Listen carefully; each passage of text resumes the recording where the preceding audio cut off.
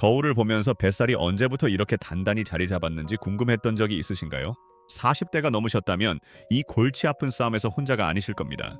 오늘은 굶거나 헬스장에서 오랜 시간을 보내지 않고도 중년의 뱃살을 빼는 현실적이고 과학적인 접근법을 깊이 있게 알아보겠습니다.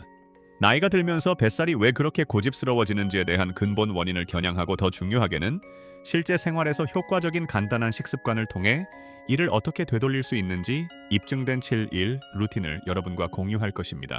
이 영상이 끝날 무렵에는 오늘부터 바로 실행할 수 있는 완전한 로드맵을 갖게 되실 겁니다. 하지만 먼저 한 가지 여쭤보겠습니다. 빠른 결과를 약속했던 다이어트를 시도했지만 몇 주 후에 다시 원점으로 돌아왔던 경험이 몇 번이나 있으신가요? 문제는 여러분의 의지력이 아닙니다. 대부분의 접근 방식이 40대 이후 신체에서 일어나는 생물학적 변화를 완전히 무시하기 때문입니다. 실제로 벌어지는 일은 이렇습니다. 나이가 들면서 우리 신진대사는 30대 이후 10년마다 약 2에서 3%씩 자연스럽게 느려집니다. 남성의 테스토스테론과 여성의 에스트로겐을 포함한 호르몬 수치가 감소하기 시작합니다. 이러한 호르몬 변화는 말 그대로 몸이 복부에 더 많은 지방을 저장하도록 만듭니다. 여기에 나이가 들면서 일반적으로 근육량이 줄어든다는 사실을 더하면 고집스러운 뱃살을 위한 완벽한 폭풍이 형성되는 것입니다. 하지만 좋은 소식도 있습니다. 이러한 변화를 이해하면 몸에 맞게 운동하고 식단 조절을 할 수 있습니다. 제가 곧 공유할 7일 루틴은 이러한 각 요소를 체계적으로 다룹니다. 온갖 유행하는 다이어트를 시도해보고 좌절했던 52세 박선영 선생님의 이야기를 들려드리겠습니다. 그녀는 같은 9kg을 여러 번 빼고 다시 찌웠습니다. 이 식습관을 시작한 지 단일 주일 만에 옷이 더 잘 맞는 것을 느꼈습니다. 한 달 후에는 허리에서 7.62cm를 감량했고 몇 년 만에 가장 많은 에너지를 느꼈습니다. 핵심은 제한이 아니라 그녀의 몸의 자연스러운 리듬에 맞춰 노력하는 것이었습니다. 그렇다면 이 접근 방식은 무엇이 다를까요? 우리는 단순히 칼로리를 계산하거나 특정 식품군을 완전히 제거하는 것이 아닙니다. 식사 시간을 전략적으로 조절하고 신진대사를 자연스럽게 촉진하는 음식을 선택하며 실제 삶에 맞는 지속 가능한 습관을 만드는 것입니다. 이 시스템의 기반은 세 가지 핵심 원칙에 있습니다. 첫째, 인슐린 민감도를 최적화할 것입니다. 인슐린 저항성은 중년 성인의 뱃살 저장의 첫 번째 주요 원인입니다. 세포가 인슐린의 저항력을 갖게 되면 몸은 과도한 포도당을 지방으로 저장할 수밖에 없으며 특히 복부에 저장하는 경향이 있습니다. 둘째, 몸의 자연적인 지방 연소 호르몬을 지원할 것입니다. 우리 몸은 성장 호르몬과 글루카곤을 포함하여 지방 분해를 돕는 여러 호르몬을 생성합니다. 식사 시간과 구성은 이러한 호르몬을 지원하거나 방해할 수 있습니다. 셋째, 염증을 줄일 것입니다. 만성염증은 몸을 둔하고 피곤하게 만들 뿐만 아니라 몸이 지방을 효율적으로 태우는 능력을 방해하기도 합니다. 우리가 중점적으로 다룰 음식들은 강력한 한겸증 특성을 가지고 있습니다. 이제 구체적인 7일 루틴에 들어가기 전에 모두가 생각하는 큰 의문을 해결하고 싶습니다.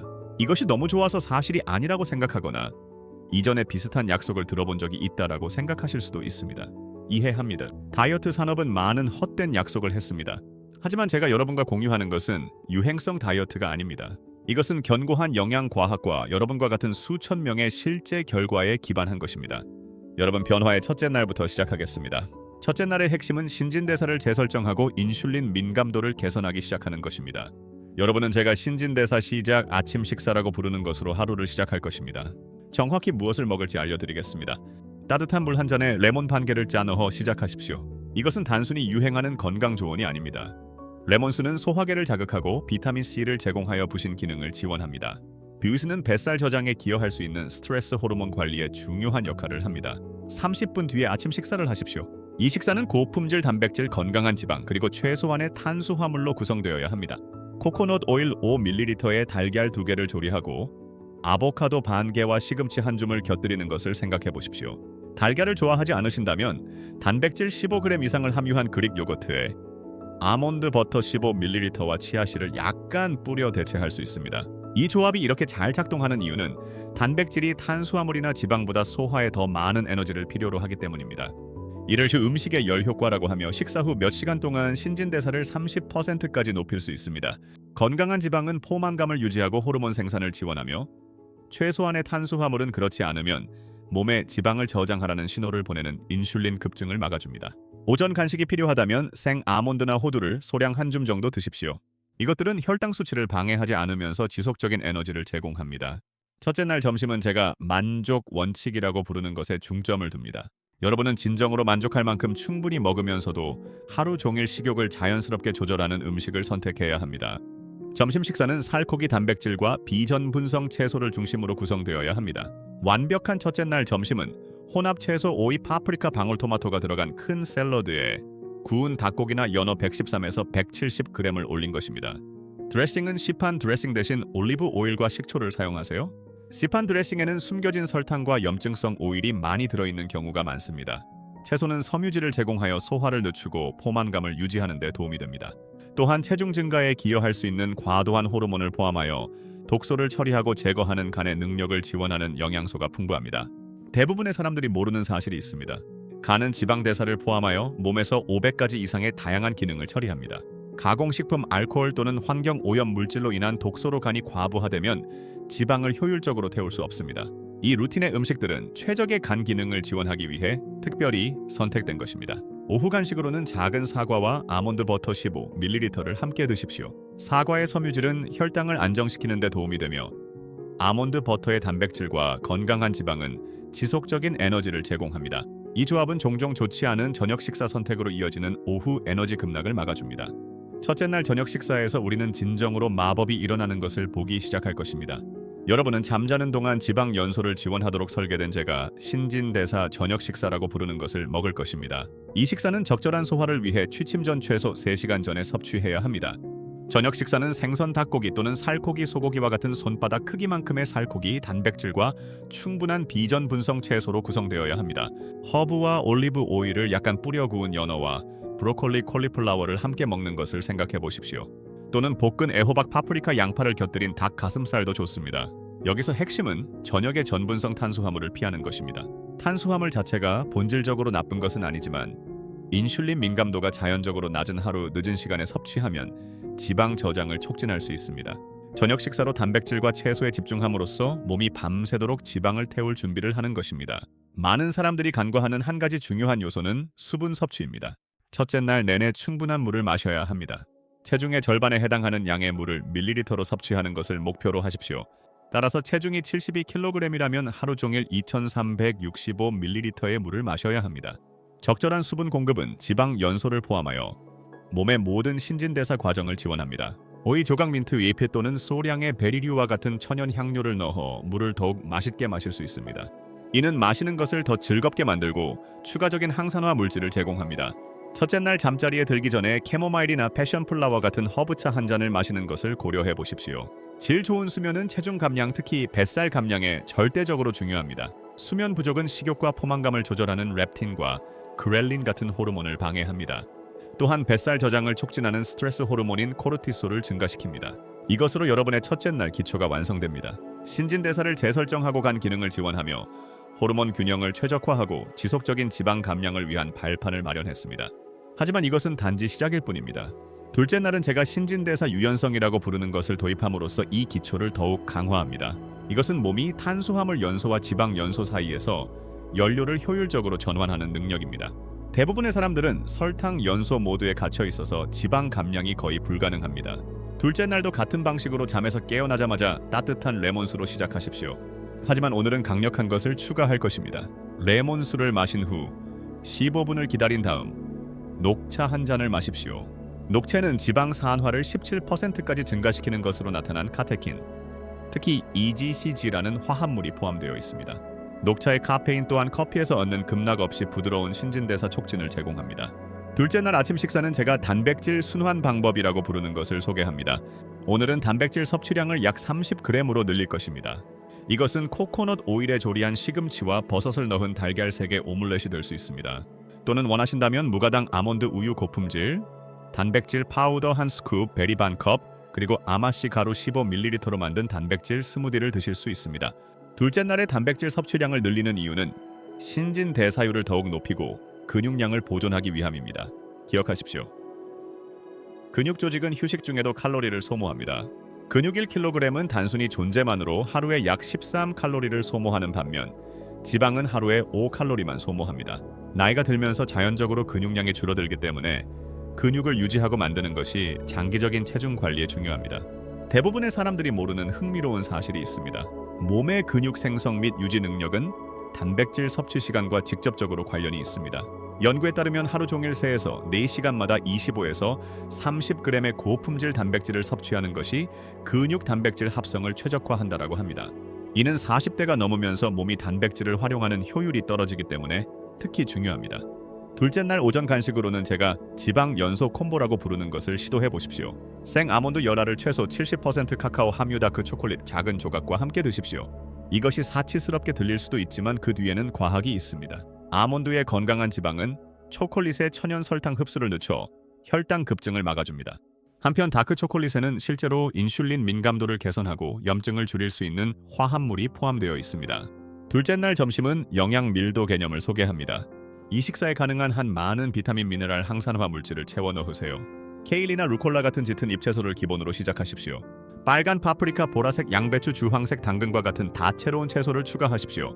그 위에 자연산 연어나 방목 소고기 113에서 170g을 올리세요.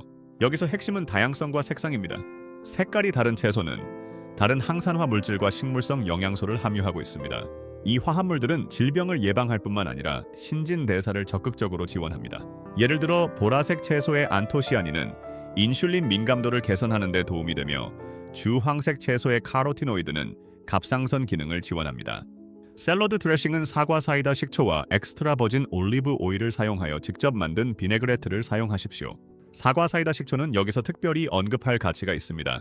연구에 따르면 식사 전에 사과 사이다 식초 15에서 30ml를 섭취하는 것만으로도 인슐린 민감도를 34%까지 개선하고 혈당 급증을 20% 줄일 수 있다고 합니다. 둘째 날 오후 간식은 건강한 지방에 중점을 두어야 합니다. 아보카도 반 개에 천일염을 약간 뿌리고 라임즙을 짜서 드셔보십시오.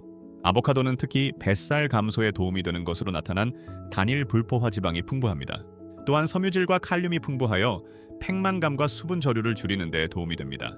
이제 둘째 날 저녁 식사에 대해 이야기해 봅시다. 여기에서 우리는 탄수화물 순환 개념을 소개합니다.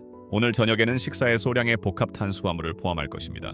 이것이 직관에 어긋나 보일 수 있지만 전략적인 탄수화물 섭취는 실제로 지방 연소를 촉진할 수 있습니다. 둘째 날 저녁 식사는 구운 닭 가슴살 113g과 구운 채소 그리고 작은 고구마 하나가 될 수 있습니다. 고구마는 근육 글리코겐을 보충하고 갑상선 기능을 지원하는 복합 탄수화물을 제공합니다. 갑상선은 신진대사의 주요 조절선이며 최적으로 기능하기 위해 약간의 탄수화물이 필요합니다. 이 탄수화물 섭취 시기는 매우 중요합니다. 탄수화물 섭취량이 적었던 하루를 보낸 후 저녁에 탄수화물을 섭취함으로써 몸이 지방과 탄수화물 모두를 연료로 사용하는 데 더 효율적이 되도록 가르치는 것입니다. 이러한 신진대사 유연성은 장기적인 지방 감량의 핵심입니다. 셋째 날은 간헐적 단식 원리를 도입하여 모든 것을 한 단계 더 끌어올립니다. 이제 여러분이 당황하여 굶주릴 것이라고 생각하기 전에 설명해 드리겠습니다.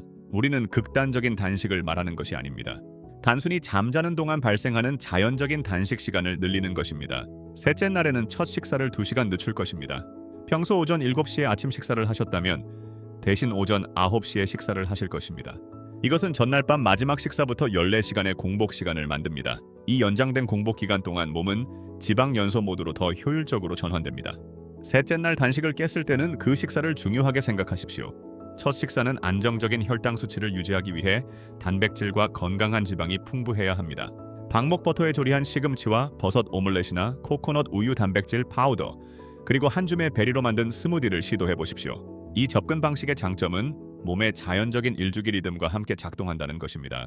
인슐린 민감도는 아침에 자연적으로 가장 높고 하루 종일 감소합니다.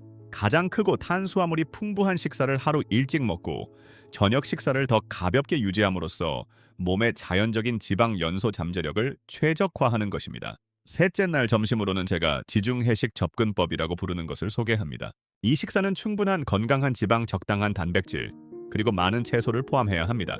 올리브, 페타, 치즈, 오이, 토마토, 그리고 구운 닭고기를 넣은 그리스 샐러드를 올리브 오일과 레몬즙으로 드레싱한 것을 생각해 보십시오.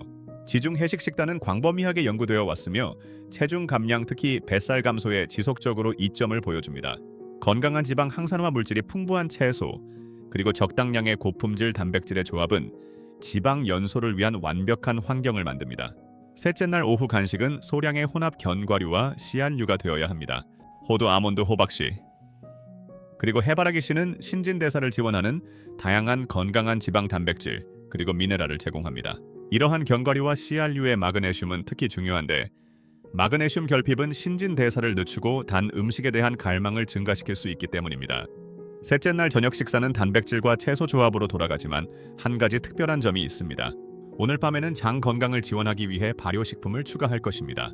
장내 미생물 군집은 체중 관리에 중요한 역할을 하며 건강한 장내 세균을 가진 사람들은 뱃살이 더 적은 경향이 있습니다. 생선구이에 사워크라우트와 찐 브로콜리를 곁들이거나 닭고기에 김치와 구운 아스파라거스를 곁들여 보세요. 이러한 발효식품은 소화를 개선하고 염증을 줄이며 심지어 식욕과 지방 저장을 조절하는 호르몬에 영향을 미치는 유익한 프로바이오틱스를 제공합니다. 이 첫째 날을 진행하면서 제가 강조하고 싶은 한 가지는 여러분의 몸에 귀 기울이는 것의 중요성입니다. 에너지 증가, 더 나은 수면 또는 갈망 감소를 알아차릴 수 있습니다. 이것들은 모두 여러분의 신진대사가 변화하고 최적화되기 시작한다는 신호입니다. 몸이 적응함에 따라 일시적인 부작용을 경험할 수도 있습니다. 어떤 사람들은 처음 며칠 동안 약간 피곤하거나 가벼운 두통을 경험하기도 합니다. 이것은 완전히 정상이며 몸이 지방을 연료로 태우는데 더 효율적이 되면서 보통 빠르게 해결됩니다. 핵심은 꾸준함과 인내입니다. 뱃살이 하룻밤 사이에 생긴 것이 아니듯이 하룻밤 사이에 사라지지도 않을 것입니다. 하지만 이 체계적인 접근 방식을 따르면 지속적인 변화를 만들 수 있으며 이는 오래 지속되는 결과로 이어질 것입니다. 넷째 날은 여러분의 변화의 중요한 전환점이 됩니다. 이제 몸은 지방을 더 효율적으로 태우는 데 적응하기 시작했으며 우리는 전략적인 움직임과 고급 영양소 타이밍을 도입하여 이러한 효과를 증폭시킬 것입니다. 넷째 날은 평소처럼 따뜻한 레몬수와 아침 산책으로 시작하되 오늘은 10분간 아침 산책을 추가할 것입니다. 강렬할 필요는 없습니다. 동네를 가볍게 걷거나 아침 뉴스를 보면서 제자리 걷기를 하는 것만으로도 충분합니다. 공복 상태에서의 이 가벼운 움직임은 저장된 지방을 동원하고 하루를 위한 신진대사를 준비하는 데 도움이 됩니다. 이 뒤에 숨겨진 과학은 흥미롭습니다. 잠에서 깨어났을 때 밤새 단식으로 인해 글리코겐 저장량이 자연적으로 고갈됩니다. 이 시간 동안 어떤 움직임이든 몸이 에너지원으로 지방 저장고를 사용하게 만듭니다. 단 10분이 가벼운 활동만으로도 하루 종일 지방 산화를 20%까지 증가시킬 수 있습니다. 넷째 날 아침 식사는 제가 파워 플레이트 방법이라고 부르는 것을 소개합니다. 이 식사는 정확히 4가지 구성 요소, 즉 살코기 단백질, 건강한 지방, 섬유질이 풍부한 채소, 그리고 소량의 복합 탄수화물로 구성되어야 합니다. 아보카도와 시금치를 곁들인 스크램블 에그에 통곡물 빵 한 조각을 함께 먹거나 베리 견과류 오트를 약간 뿌린 그릭 요거트를 생각해 보십시오. 이 조합이 이렇게 잘 작동하는 이유는 혈당 급증 없이 지속적인 에너지를 제공하기 때문입니다. 단백질과 지방은 탄수화물 흡수를 늦추고 섬유질은 몇 시간 동안 포만감을 느끼게 돕습니다. 이는 종종 하루 늦은 시간에 좋지 않은 음식 선택으로 이어지는 오전 중반의 에너지 급락을 막아줍니다. 넷째 날 오전 간식으로는 제가 신진대사 촉진제라고 부르는 것을 시도해 보십시오. 허브차 한 컵에 코코넛 오일 15ml를 섞으세요. 코코넛 오일은 중쇄 중성지방, 즉 MCT를 함유하고 있어 빠르게 흡수되어 에너지로 전환됩니다. 다른 지방과 달리 MCT는 체지방으로 저장될 가능성이 적으며 섭취 후 최대 6시간 동안 신진대사율을 실제로 증가시킬 수 있습니다. 넷째 날 점심은 영양사들이 영양소 타이밍이라고 부르는 것에 중점을 둡니다. 인슐린 민감도가 최고조에 달했을 때, 즉 지금 하루 중 가장 많은 양의 식사를 할 것입니다. 이 식사에는 넉넉한 양의 살코기 단백질 풍부한 채소, 그리고 적당량의 복합 탄수화물이 포함되어야 합니다. 혼합 채소 구운 닭고기나 연어 퀴노아 구운 채소, 그리고 타히니 드레싱을 곁들인 큰 샐러드를 시도해 보십시오. 퀴노아는 완전 단백질이라고 불리는데 이는 몸에 필요한 9가지 필수 아미노산을 모두 함유하고 있음을 의미합니다. 이것은 체중 감량 중 근육량 유지에 특히 귀중합니다. 이 식사에 포함되는 채소는 가능한 한 다채로워야 합니다. 각 색깔은 신진대사의 다양한 측면을 지원하는 다른 항산화 물질과 식물성 영양소를 나타냅니다. 토마토와 파프리카 같은 붉은 채소는 염증 감소에 도움이 되는 라이코펜을 함유하고 있습니다. 당근과 고구마 같은 주황색 채소는 갑상선 기능을 지원하는 베타카로틴을 제공합니다. 브로콜리와 시금치 같은 녹색 채소는 간이 호르몬을 더 효율적으로 처리하는 데 도움이 되는 화합물을 함유하고 있습니다. 다크 초콜릿의 플라보노이드는 혈류를 개선하고 염증을 줄이는 것으로 나타났으며 녹차의 카테킨은 지방 산화를 향상시킵니다. 이 둘은 합쳐져 각 부분의 합보다 더 큰 시너지 효과를 만들어냅니다. 넷째 날 저녁 식사에서는 제가 선셋 프로토콜이라고 부르는 것을 시행합니다. 하루가 진행됨에 따라 몸이 탄수화물을 처리하는 능력이 감소합니다. 따라서 저녁 식사는 주로 단백질과 채소로 구성하고 탄수화물은 최소화해야 합니다. 허브를 입힌 연어에 구운 방울 양배추와 콜리플라워를 곁들이거나 볶은 애호박과 파프리카를 곁들인 박목 소고기를 드셔보세요. 핵심은 적절한 소화를 가능하게 하고 밤새 지방 연소를 극대화하기 위해 취침 전 최소 3시간 전에 이 식사를 하는 것입니다.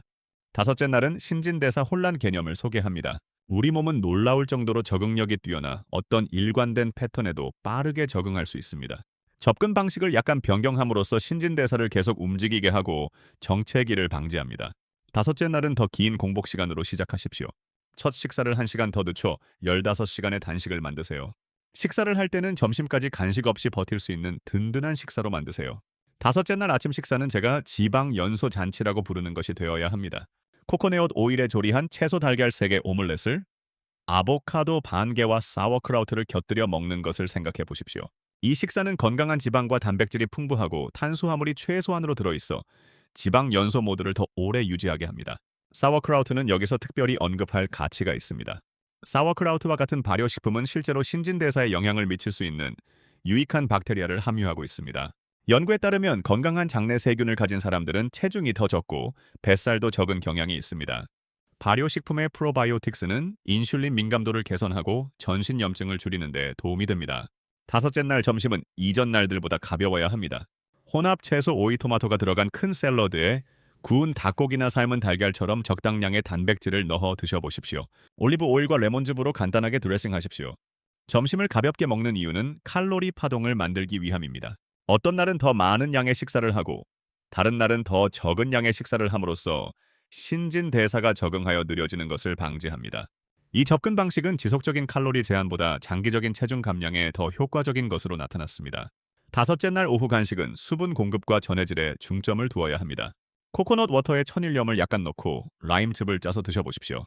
체중이 줄어들 때, 특히 첫 주에 수분 체중이 줄어들 때는 적절한 전해질 균형을 유지하는 것이 중요합니다.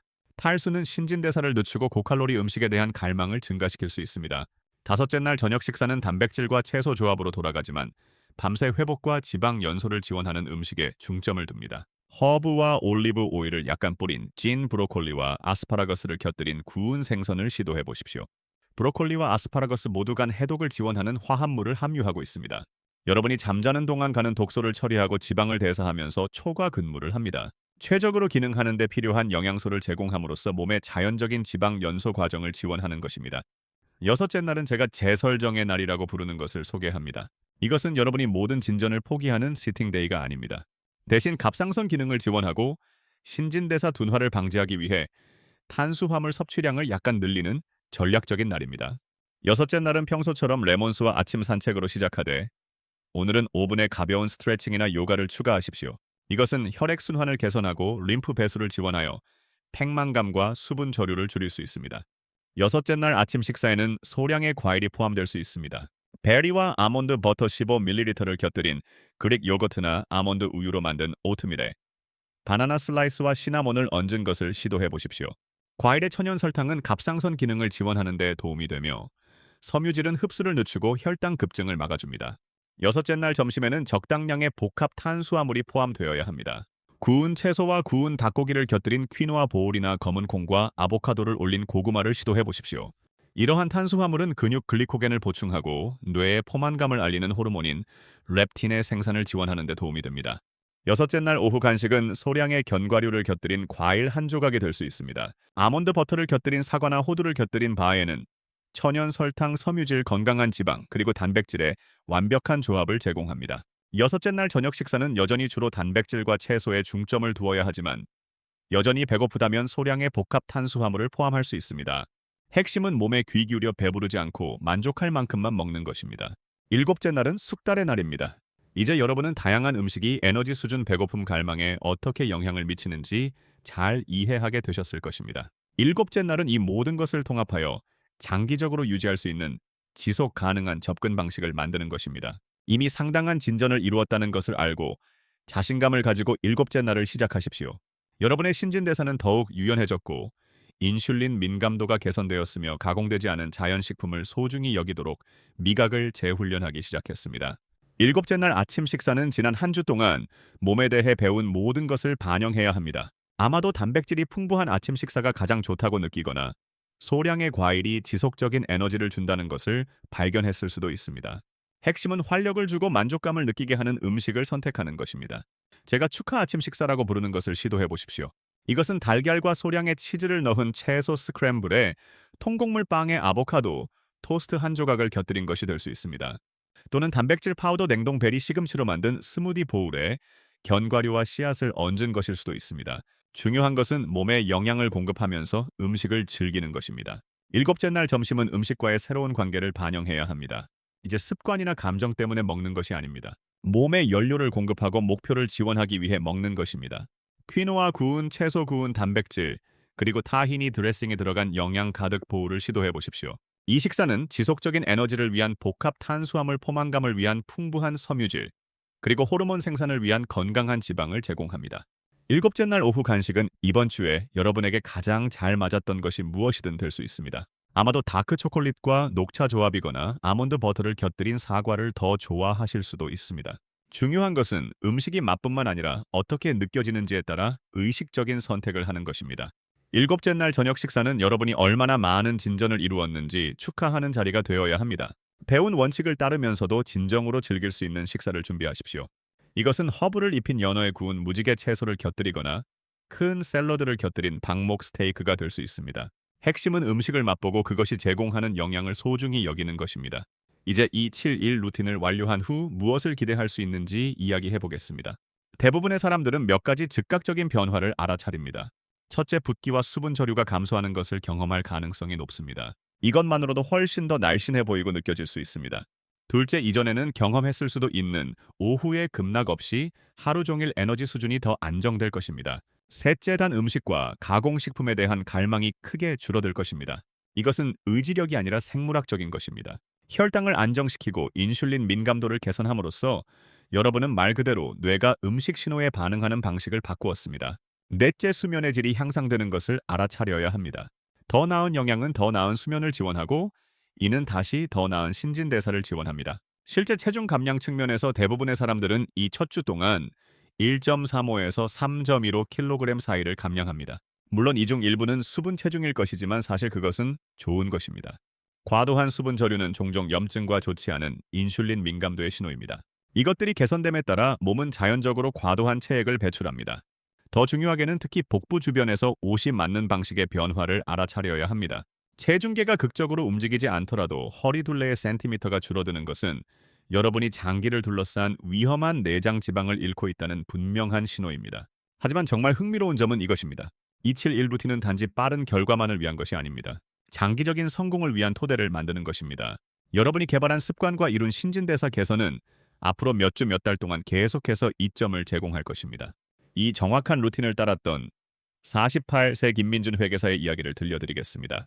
첫 주에 그는 2.245kg을 감량했고 허리에서 5.08cm를 줄였습니다. 하지만 더 중요하게는 그는 실제로 이렇게 먹는 것을 즐긴다는 것을 발견했습니다. 6달 후 그는 15.84kg을 감량했고 음식과의 관계를 완전히 바꾸었습니다. 더 이상 갈망에 의해 지배당하지 않았고 20대 이후 경험하지 못했던 에너지 수준을 가졌습니다. 그럼 여기서부터 어떻게 나아가야 할까요? 이 시스템의 아름다움은 유연성에 있습니다. 여러분은 명시된 대로 7일 주기를 정확히 반복하거나 자신의 몸에 대해 배운 것을 바탕으로 수정할 수 있습니다. 아마도 더 긴 공복 시간이 가장 좋다고 느끼거나 에너지 수준을 유지하기 위해 약간 더 많은 탄수화물이 필요하다는 것을 발견했을 수도 있습니다. 중요한 것은 핵심 원칙을 유지하는 것입니다. 근육량과 신진대사를 지원하기 위해 모든 식사에서 단백질을 계속 우선시하십시오. 섬유질, 영양소, 항염증, 화합물을 위해 채소를 충분히 섭취하십시오. 호르몬 생산과 포만감을 지원하기 위해 건강한 지방을 포함하십시오. 인슐린 민감도가 가장 높을 때, 즉 하루 일찍 탄수화물을 전략적으로 섭취하십시오. 수분을 충분히 섭취하고 적절한 수면을 취하며 매일 일상생활에 어떤 형태든 움직임을 포함시키십시오. 기억하십시오. 헬스장에서 몇 시간을 보낼 필요는 없습니다. 매일 20에서 30분 걷는 것만으로도 체중 감량 노력을 크게 지원할 수 있습니다. 어떤 주에는 다른 주보다 더 많은 체중을 감량할 수도 있습니다. 어떤 주에는 체중계가 전혀 움직이지 않을 수도 있지만 옷이 더 잘 맞을 것입니다. 이것은 완전히 정상이며 여러분이 뭔가 잘못하고 있다는 의미가 아닙니다. 특히 나이가 들수록 체중 감량은 선형적이지 않습니다. 여러분이 어떻게 느끼는지, 옷이 어떻게 맞는지, 그리고 에너지와 건강의 긍정적인 변화에 집중하십시오. 갈망이나 오래된 습관 때문에 힘들어한다면 이것이 정상적인 일이라는 것을 기억하십시오. 변화는 어렵고 뇌는 여러분을 익숙한 패턴으로 되돌리려 할 것입니다. 이럴 때 완전히 포기하지 마십시오. 단순히 배운 원칙으로 돌아가서 다음 식사부터 새롭게 시작하십시오. 처음 몇 주 동안은 음식 일기를 쓰는 것을 고려해 보십시오. 무엇을 먹었는지 어떻게 느끼는지 그리고 어떤 변화를 알아차렸는지 적어두십시오. 이것은 패턴을 파악하고 필요에 따라 조정하는 데 도움이 될 수 있습니다. 또한 얼마나 멀리 왔는지 되돌아보는 것은 엄청난 동기부여가 됩니다. 마지막으로 이 여정은 단순히 뱃살을 빼는 것 이상이라는 것을 기억하십시오. 그것은 여러분의 건강 에너지 그리고 자신감을 되찾는 것입니다. 나이에 상관없이 삶에서 긍정적인 변화를 만들 수 있는 힘이 있다는 것을 스스로에게 증명하는 것입니다. 방금 배운 7일 루틴은 성공으로 가는 로드맵입니다. 몸과 건강을 변화시키는 데 필요한 모든 도구를 가지고 있습니다. 이제 유일한 질문은 여러분이 행동할 준비가 되었는지 여부입니다. 이 영상이 도움이 되었다면 좋아요를 눌러주시고 이 정보로부터 도움을 받을 수 있는 분과 공유해 주십시오. 더 많은 증거 기반 영양 및 건강 콘텐츠를 위해 채널을 구독해 주십시오. 그리고 기억하십시오. 여러분의 최고의 날은 아직 오지 않았습니다. 여러분은 마땅히 누려야 할 건강하고 활기찬 삶을 만들 힘을 가지고 있습니다. 여러분, 변화는 지금 시작됩니다. 첫걸음을 내딛고 과정을 신뢰하십시오. 미래의 여러분은 오늘 내린 결정에 대해 감사할 것입니다. 참여해 주셔서 감사합니다. 댓글을 남기고 좋아요를 눌러주시고 더 흥미로운 영상을 보려면 구독하는 것을 잊지 마세요. 다음 영상에서 만나요.